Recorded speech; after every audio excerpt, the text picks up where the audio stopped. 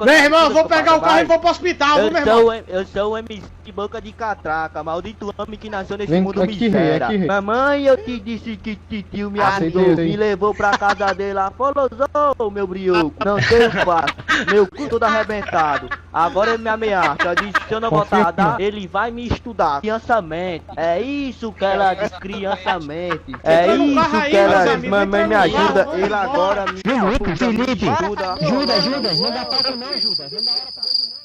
Mano, mas que porra Judas, vambora, Como Judas. assim, cara? Os caras te amassou? E aí, como é que tá tua mente hoje, cara? Como é que tu cresce com essa? Tá traumatizada. Meu tio traumatizou minha mente, cara. Traumatizou minha mente e afolosou meu O cara fez o relato da história do tio comeu o cu dele. Tio não é muito bom comigo. Pera, teu tio tá vivo ainda? Tio disse que ia me dar bombom se eu fosse pra casa dele. Ia me dar bombom.